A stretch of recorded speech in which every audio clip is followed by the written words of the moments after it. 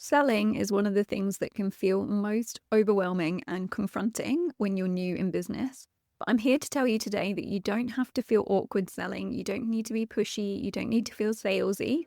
You just need to understand about the psychology of selling, and it's going to change everything for you and shift your mindset around selling. Hello, and welcome to the Life First Coaching Business Podcast. I'm your host, Leonie, and I'm all about helping new coaches like you create life first businesses you love by building out the key foundations you need for an easeful and joyful business, where you get to make an impact doing what lights you up and helping others. We talk about the strategies, the systems, and the mindset you need to make your coaching business work for you. So let's dive in. Welcome. Okay, today is going to be a mini masterclass on the psychology of selling. Now, human behavior is one of the things that interests me so much. I love learning about the psychology around marketing, the psychology around selling. And that's not to say that it's about tricking people or convincing people. It's about tapping into the person that really needs the solution you're offering and helping them see it as their solution and make the right decision for them. So it's not about convincing, it's not about persuading, it's about making a connection and helping someone make the right decision. And the first thing you need to understand about that is that people don't buy because they understand every single detail of your offer and they can see so much value in all the different things that you're including in your offer, all the different coaching calls, all the resources, everything that might be included. They buy when they feel understood and when they feel safe in making an investment in something that's going to solve a problem that they have. So your job when you're selling is to tap into their emotions, tap into their desires, and help them with that decision-making process. And essentially, it's very similar to coaching because on a sales call, I want you to be more focused on asking questions than giving information. In asking your ideal clients what challenges they're coming up against, what they feel they need to solve the problem, what would solving the problem mean to them, and almost guiding them to come to this decision for themselves, or almost being able to then say, oh, well, this is how we could work together to help you with XYZ thing that you've already just told me that you need. Okay, so first thing that I want to go through is the four main psychological drivers that are behind the decisions people make when they are deciding whether to buy something. So number one is their motivation to solve a problem. If they're experiencing some kind of pain, a painful problem that's keeping them in an undesired state, that is what motivates them. So the first thing you want to be doing is tapping into that problem that they're experiencing and the urgency around it and what solving it will mean to them. And then number two is desire and aspiration. So people are driven to buy something when it taps into their emotional need for a desired outcome or an aspiration they have in their life. So for instance, if it's to do with their health and they're in a painful place where they're experiencing some chronic symptoms because of whatever issue they have, whether it's, let's say, for instance, their gut health, they're experiencing pain and discomfort and, undesired gut issues. And your solution helps them get to a place where they're not feeling bloated, where they can enjoy meals without having stomach pains and cramps afterwards, or it can cure their skin issues that they're experiencing because of gut imbalances. So they're getting to the desired place afterwards and they're buying based on the emotions they have around getting to that desired place. Then number three, they're driven by trust and authority. So they need to believe that you're the one who can help them, and they need to believe in your method or your approach or your expertise and have trust in it in order to buy from you. This can feel like a bit of a sticking point if you're early on in your business journey and you haven't built up that big bank of client testimonials and things, but you need to tap into what expertise you have, what experiences you have personally, how you've crafted something into a specific method or approach that's going to help your ideal clients through this transformation. And then number four is around ease and clarity. If the buying decision feels overwhelming, feels confusing, they won't move forward. So you need to make it feel very easeful and clear how they take the next steps and make that easy for them and not have a very complicated process around selling so that it doesn't overwhelm your ideal client. So just to reiterate those 4 psychological drivers again, it's people are motivated to solve a problem. So there's that pain and that urgency piece. They buy based on their emotions and then they'll justify their decision with logic. So the emotions around those desires and aspirations they have to get to this desired outcome.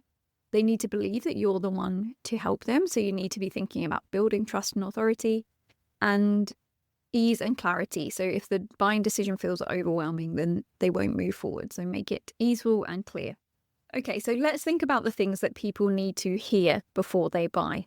So number 1, they need to see that your solution is for them. If they don't instantly see themselves in your messaging, then they won't pay attention because it won't be clear to them that it's exactly for them. And now more than ever, people are looking for specificity and something that's tailored for them. So make sure that you are talking to your ideal client, that you're calling them out and you're talking about why your solution is specifically for them. Make sure you're using the sort of words and phrases that your ideal client would be using and do that research to understand how they describe their problem, how they describe their desires, and then show that you deeply understand their specific struggles and desires. And be clear on who your offer is for and also be clear on who it's not for, because that helps as well for you to attract your dream clients when you're putting a line in the sand and saying, this is for these people, it's not for these people. And that helps build that trust with your ideal buyers because they're saying, oh, well, it's really tailored for exactly for me. Right. The second thing that they will be thinking about when it comes to buying or what they'll need to hear before they're ready to buy is they need to know that it's the right time. So it's human nature to delay decisions. If there's no urgency in place, then it's just human nature to keep delaying until they really have to make a decision.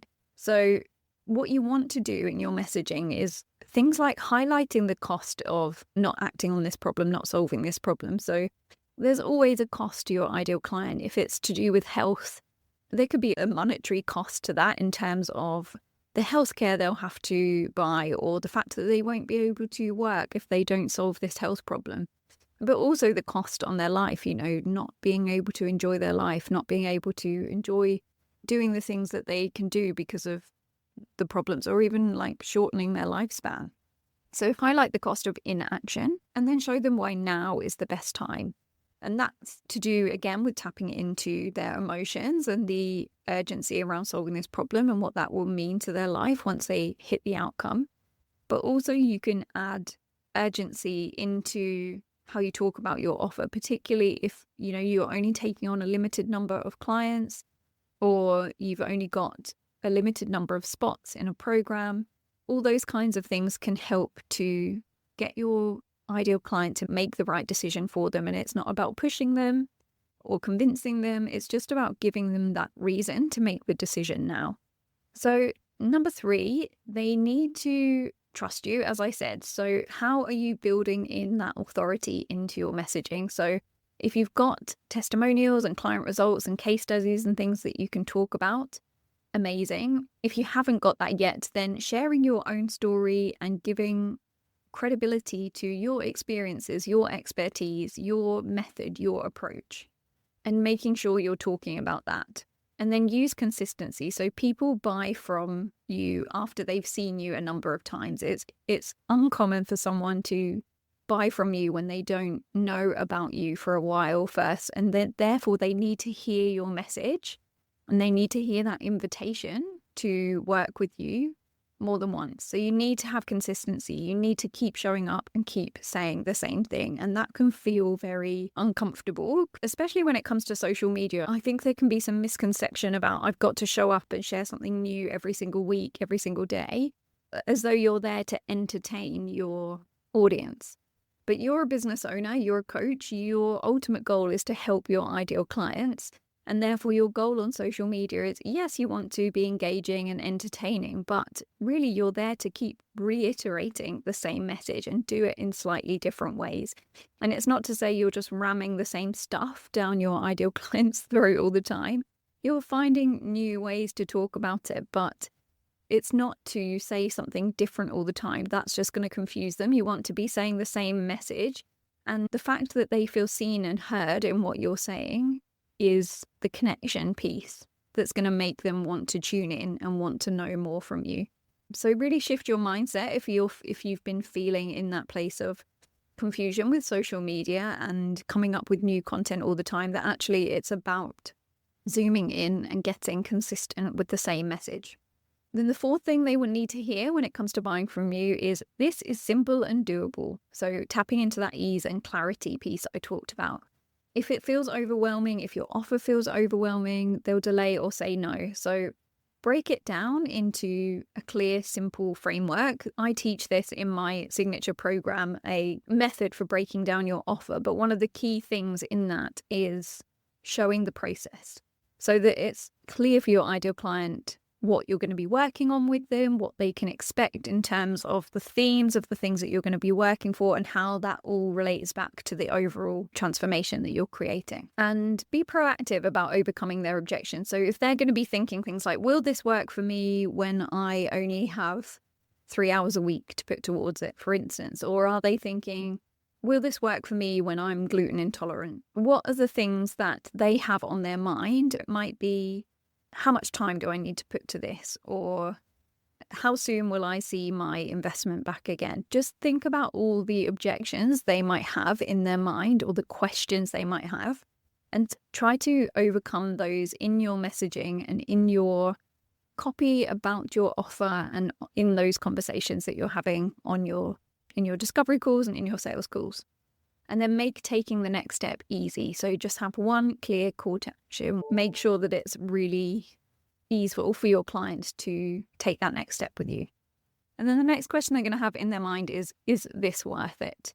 So they're not buying based on the price. They're buying based on the perceived value versus the cost. So when you know what that transformation is and what that transformation means to your ideal client, you can position your offer and the price of your offer as a no-brainer investment when it comes to what they'll get from the transformation and what life looks like after that transformation. So you can compare the cost of your coaching container or your program versus the cost of staying stuck. And again, you can refer back to that cost of inaction and cost of not solving this problem or of trying to do it alone. But the final takeaway here is that sales is not about convincing. It's about showing people that you understand them, that you can take them through this process to move forward, that you can get them an outcome on the other side that is a desired place they want to be compared to a painful place that they are, and making them feel safe to make that decision. So it's not about convincing. It's just about showing your ideal client a more easeful way to their solution. So I hope you can start to see that you do need strategy behind selling, and you do need to understand the process that people are going through when they're buying. But that's not to say that you are being sneaky and you are trying to talk someone into something that they don't want to do. So don't see selling as pushy and sleazy, but see it as giving people the information they need to make the decision. And that information is not, there's 10 coaching calls, there's 5 hypnotherapy recordings, there's a meal planning template.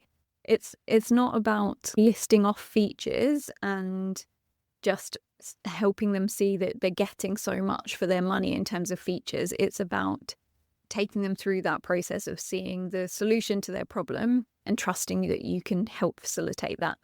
And I don't want you to feel like you need to build up this big audience before you can move into selling. I see a lot of coaches, very focused on providing loads of value in their social media and never shifting into selling. And the problem that you can have with that is any audience you're growing in that phase just isn't used to being sold to by you. And you really want to be bringing people in who know and understand that you're going to invite them into your offer and understand you're going to be talking about your coaching. and do that on a regular basis. So it's not to say that you're not giving them valuable resources and information. And as I said, just in showing them that you understand their problem and validating the experiences they're going through is valuable to your ideal clients. But make sure that you're building in that selling piece all the time. And that doesn't mean that every post is like, buy my offer, sign up for my coaching. It means that you're always giving those calls to action. So you're giving those calls to action at the end of your captions. You're going on your stories and saying, I've got 3 spaces for discovery calls this week, book one in, all those things. So just giving those regular calls to action so that it stays top of mind that that's what you have on offer. And then when people are at that right point and they're having conversations with you, you can make those invitations, or they know exactly what to do if they want to take the next step. So I hope that helps you to see some shifts around selling and to understand the process that you need to go through in terms of the psychology of buying, and making sure you're really focused on that transformation, how you're taking your clients through process to solve their problem, and how you're sharing your method and give them that ease and clarity around the buying process. Make sure you've got things like an automatic booking system for your discovery calls. You've got an easy next step after that call of, if they say, yes, I want to work with you, that you can simply follow up with them and give them clear instructions on how to do that, so that, again, you don't lose them at that point and it's not overwhelming for them to sign up and be onboarded and start working with you and start experiencing that amazing transformation that you can support them with and facilitate. I have got another episode a while back, which was episode 24, and it's how to make sales as a coach, finding your confidence to sell in a way that feels good. So I dive into things like common mindset blocks and strategies to show up confidently in sales conversations and things like that. So if you want to dive a bit more into selling, then head back to that episode as well. And otherwise, I'll catch you here next week. Take care. Oh, before you go, you need to grab yourself a copy of the best and most useful freebie on the internet for coaches. It's my free 1-page client attraction blueprint. It takes you through the exact 7 steps you need to go from 0 clients to filling your wait list. And you can map it out all on 1 page, and there's a mini training that comes with it that walks you through that process. So head to the link in the show notes and grab your copy now.